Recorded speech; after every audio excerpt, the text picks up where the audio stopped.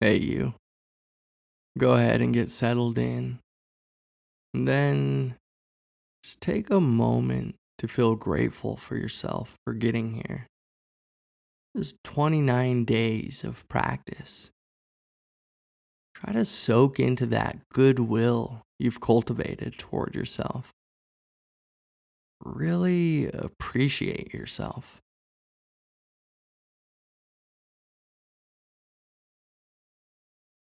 And now bring to mind someone you love in an uncomplicated way. Not a partner or a spouse, child or a parent, but someone who, when you think of them, a smile rushes to your face.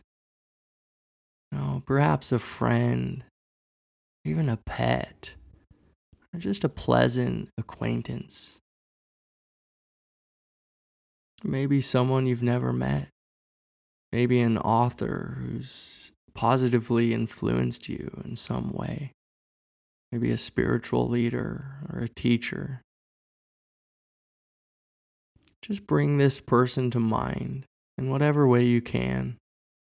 You can try to picture this person, bring up a memory, or if this is hard to do, just try to spark the feeling of this person's presence. So bring this person to mind, and then with the voice of your mind, wish this person well. May you be happy. May you be free from suffering. Really put the entirety of your being behind this intention. Realize in a flash that you really do want this person to be happy. This is, in fact, what you want.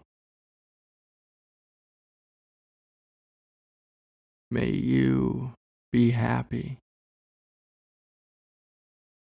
May you be free from suffering. May you feel safe and loved and accepted.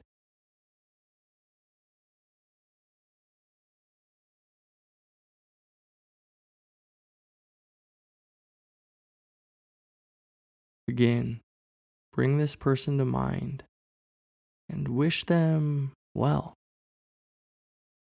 May you be happy. May you be free from fear and anger. May all of your goodness and beauty be witnessed.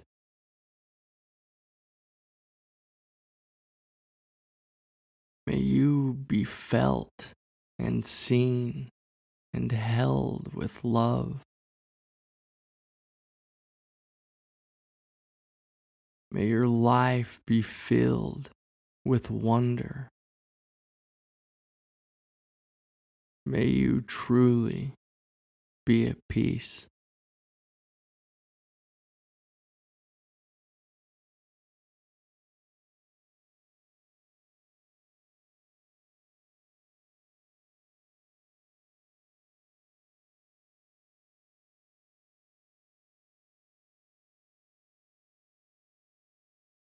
In the last minute of the session, open your heart as wide as the world.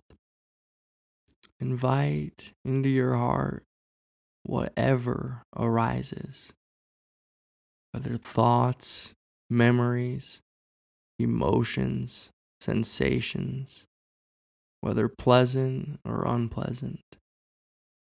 Just try to hold goodwill toward whatever arises.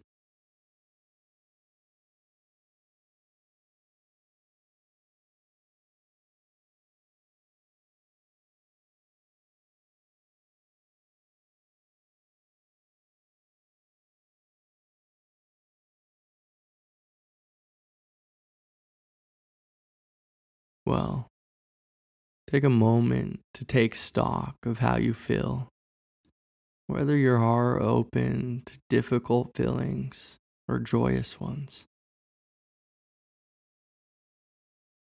This practice we did today is a Buddhist practice called metta, or loving kindness.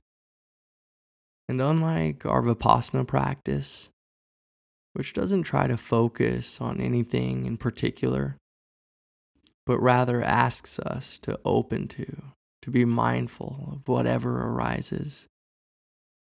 With metta practice, the goal is very narrow and directed. We try to spark this feeling of loving kindness and then try to hold on to it as long as we can. So it's traditionally a concentration exercise, one I strongly recommend, because if practiced, it will increase your concentration, which increases your capacity for mindfulness, which increases your capacity for wisdom. And so your life just spirals upward. And I think also you'll discover that if you make it a habit through practice, that loving kindness will become your natural state of being. And that this state is among the most soft, warm, and expansive states you'll come across. And that it can continue to grow without limit. There's simply no boundaries to it. You can encompass the entire world in this heartfelt wish. May you be happy. You can learn more about metta and its two related states of mind in Course 2, titled Love and Understanding. Now, before you go, I'd just like to take a moment to set up the frame for tomorrow. For tomorrow's session, I'd like to meet you in the stillness of the night. Wait until everyone is gone to bed, and then come light a single candle with me as we sit in silence and in stillness. And I invite you to approach this final session with a very powerful mind state, one that is essential for spiritual growth. I'd like you to approach this session with a sense of reverence, that feeling of awe and devotion in something that is much bigger than you. That feeling of humility that opens you to growth and to understanding. So, to prepare for this, to cultivate this feeling, I invite you to give up one of your strong habitual desires from now until tomorrow night, whether it's your coffee or Diet Coke, checking your social media or the news, smoking weed or drinking alcohol, masturbating, watching porn, playing video games. Just give up one thing that will be difficult for you to renunciate. And every time the desire appears in your mind, try to become mindful of it. Pay close attention to it from a place of equanimity.